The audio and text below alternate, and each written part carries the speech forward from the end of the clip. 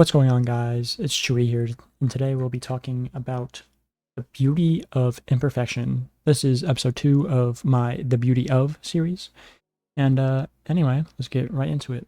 Perfection is a very wary and obscure concept. We all have different perceptions of the quote-unquote perfect thing.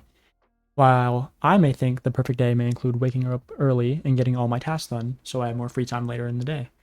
While someone else may sleep in late and then have all their work done later in the day, closer at night, because they work better under stress and deadlines.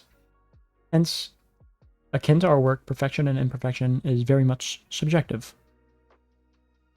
One genre that I feel will make a good outline of subjectivity of perfection and imperfection is music.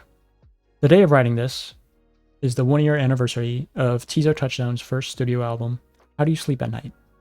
Now, Tizo is one of my favorite artists to listen to, as he is creative and has a new aspect that I don't feel like it's heard often in the modern music industry. I was introduced to Tizo when I went to see Tyler the Creator in his 2022 Call Me If You Get Lost tour.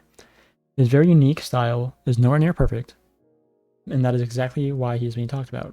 His music is created with a very clear idea in mind to be as different as possible, which obviously will result in creation of something that is not perfect, as perfection is often found in normality. I feel as that is what society is almost nurtured to feel. Difference and change is weird and normal is comforting, and many would agree with that and would say that the norm is perfect. Anyway, Tizo Touchdown's music is a very refreshing departure from the usual music, especially around the time his album came out.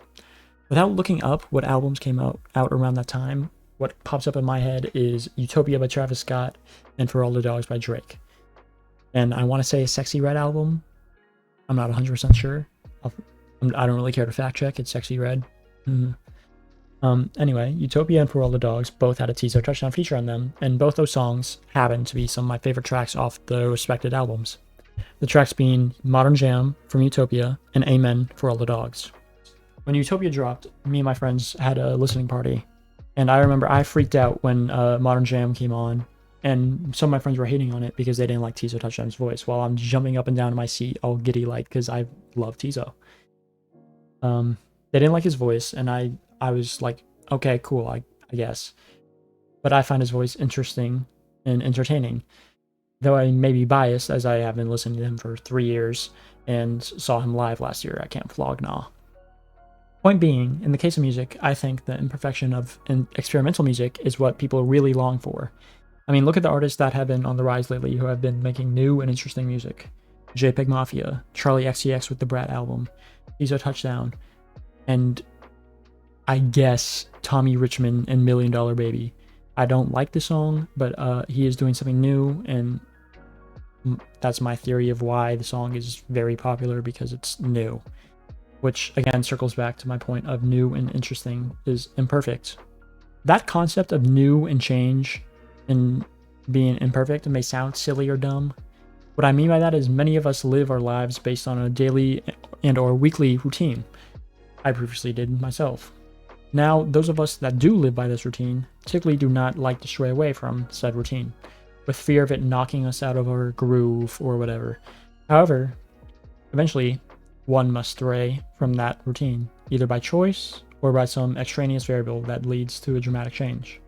One good example of this are people that say they are not looking for love or to date, and live their days enjoying their own company and just friends with no need for intimacy and or romance. Until, out of nowhere, someone new walks into their life, and next thing they know, their whole world turned upside down.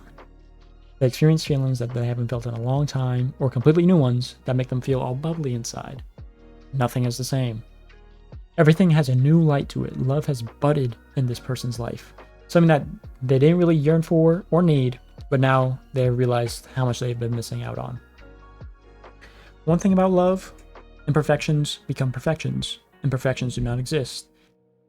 I know we were all been in relationships and we called our significant other perfect or whatnot, but we all know that isn't true. As previously stated, perfection and imperfection is heavily subjective. Now, I'm not trying to say or give disrespect to anyone's relationship. I would have said the same thing to a significant other, because that would be how I see them. perfect. And I would assume many relate to that statement. When I do not like someone or something, I could point out many flaws or imperfections because, I don't like them. But when I genuinely care for someone or something, their flaws are part of them, and that's what makes them uniquely them. And I like that. I never want them to change themselves for anyone, and I find beauty and wonder in their flaws, as they do in mine. Now, when it comes to our own imperfections and flaws, we all struggle with a seemingly endless battle with our own insecurities and fears of acceptance.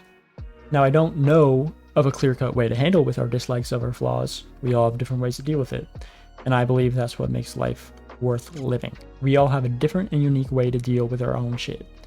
While if we talk to someone else, they may have a different solution that we could never imagine working on ourselves. Some may start working out, while others may meditate. There's a multitude of ways to deal with one's insecurities.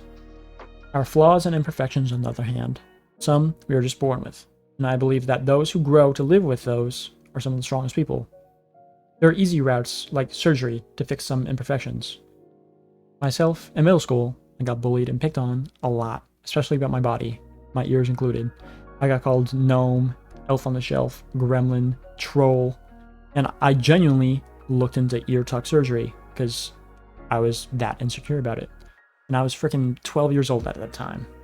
I know many people could relate to this to some extent because middle school, elementary school, and even high school were times where our flaws were picked on by our peers. But I try not to cover topics that I have not experienced, as I feel that is unfair to those that have.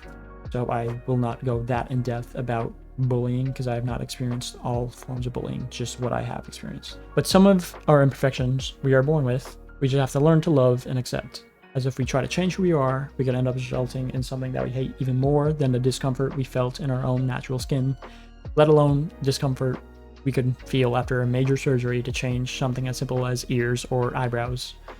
Now, this is a very simplified summary of a heavy topic, and I did not hit everything there is to talk about due to school and other projects. My apologies. But I hope you enjoyed this second episode of the Beauty of series, and I hope you all have a wondrous rest of your morning, day, or night.